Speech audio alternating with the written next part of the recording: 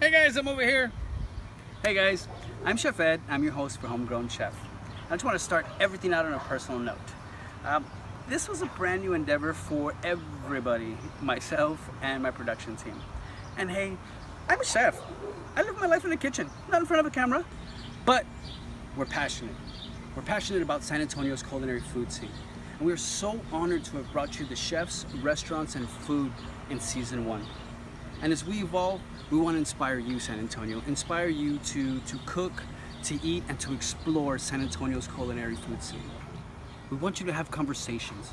We want you to talk about the food. We want you to talk about the farmers, the ranchers, the artists and companies. We want you to talk about all of it.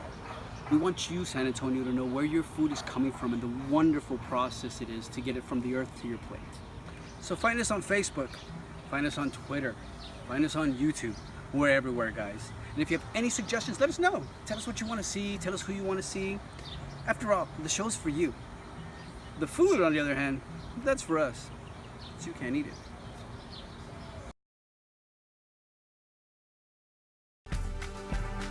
I'm Chef Ed Villarreal, the host of Homegrown Chef, a new culinary series featuring local chefs, local food, local libations, and as many edible inspirations as we can find here in San Antonio's ever-evolving culinary world.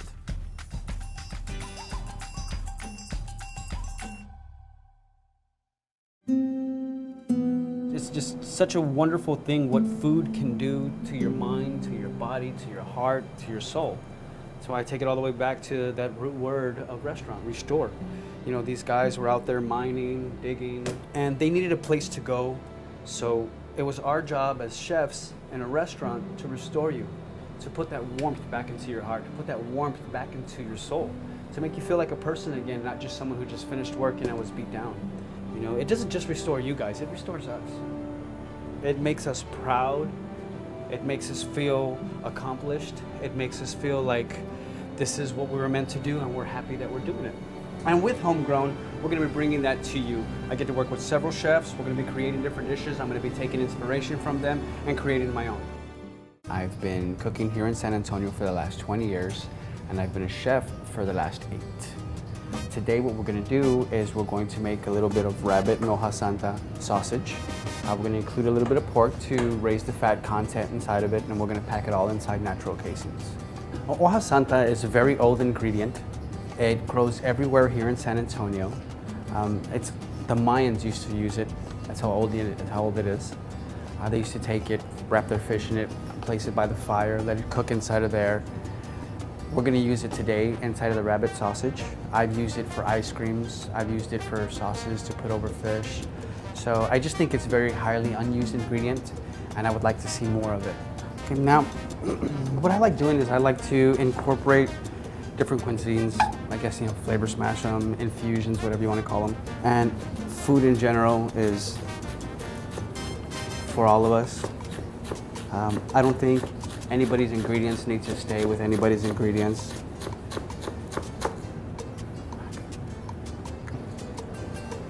Of course, my favorite thing to eat is Mexican food. It's a big aspect in my food. But coming up in the kitchen, I was also taught lots of classics. I started to learn that a lot of these flavors go very well together. So I started mixing South Texas and Mexican into everything I do. Like today with the sausage, you know, we're adding that Hoja Santa background to it. I started out in the kitchen when I was about 17. And honestly, at 17, I had no idea what I was gonna do. So a chef came in one day, asked if someone could come wash dishes for him. I volunteered. I needed something to do. And I got into the kitchen. And I got to see the chaos, the organized chaos. I got to see the passion that these guys had for their work. I got to see a dining room full of people who were chattering and talking go silent once the food hit their plate, once their plate of food got in front of them. And rabbit's a fantastic ingredient. I don't think many people use it too much. Now, Hoja Santa has a lot of tones all happening at the same time. It's got the background of like sassafras, which what you'll find in root beer. It's got basil, tones into it. It's got mint tones, all happening in that one leaf. Here in San Antonio, people just started discovering it. I've seen it come up on a couple menus, which has actually made me smile because it's finally getting noticed. And you know, the funny thing is that it grows so wild here that we find it all over the Riverwalk. You find it while you're walking down the street. You pass it up and we don't even know. It's got these beautiful white little pods that it puts out. Those get soaked in the oil and you have a wonderful little Hoja Santa oil. There's a lot of things you can do with the plant. Like we saw earlier, when you look at the rabbit, you don't see a lot of fat pockets. You don't see a lot of fat content whatsoever. So if we use just the rabbit, it's not going to be a very succulent, a very juicy sausage. It won't have the big plump that you're used to normally getting when you have sausage. With flavors, the flavors that we have here, the rabbit and the pork, they marry really well together because the rabbit's so neutral. It's basically, rabbit's going to be basically like a white meat, so it's really going to take on the flavors of whatever you put on it. Pork being the other white meat, you know, it's also a neutral flavor, so they're just going to combine really well together and they're going to marry really well together. I've been accused of using too much pork at times, but I don't think that's possible. Now we've got everything cut up. We've got our pork, our rabbit, our Hoja Santa. We've got the garlic, the onions, the scallions, the chives, everything working in here already. This is where it gets really messy. Stuff falls everywhere, and usually it shouldn't, but I forgot the tray that goes over the top, so.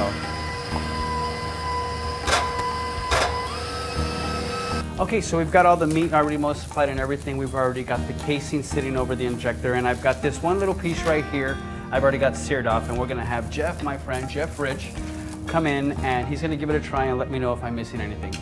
Jeff? Jeff, why don't you give that a try and let me know if everything's good in there. Right, okay, Chef. It looks delicious. It's nice and crispy on the outside. All the flavors coming through, everything really nice. Good. The rabbit's really nice and gamey. The Hoja de Santa is really amazing. It's a very unique herb. It's very delicious. Right. All right, Jeff. Seasoned really great. It's very, very good, Chef. Fantastic. Thank you so very much, Jeff. Thank you very much for having me on. Absolutely.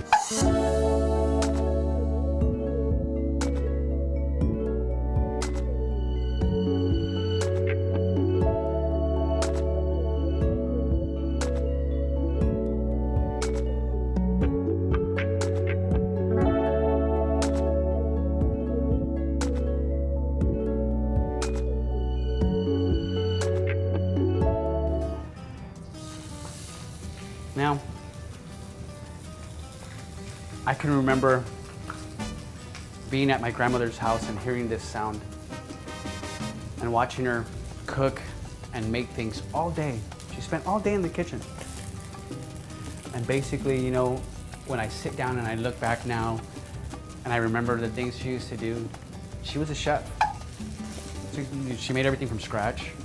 She reduced, she braised, you know, she slow simmered. And she did it all for the family. Whenever I'm cooking, whenever I'm doing something for someone, I want it to have an effect on you. I want you to eat it and feel warm on the inside. I want you to eat it and feel the love I threw into the food. That way, when you walk away, it's not just a meal, but it's an actual experience. It's something you walk away from and remember. Well, I'm glad I made two of them because right here you can see the main mistake that I made is I overheated it too quickly, so that caused the case to burst because the meat on the inside got too hot, too fast, and expanded too quickly. Now over here, this is gonna be the good one. This one came out just right. Nice little golden sear. I'm gonna go ahead and cut it open. And you can see on the inside, everything's nice and cooked, everything's nice and firm, stays together. And when we give it a little squeeze, still got plenty of juices coming right out. Then go ahead and give it a little taste.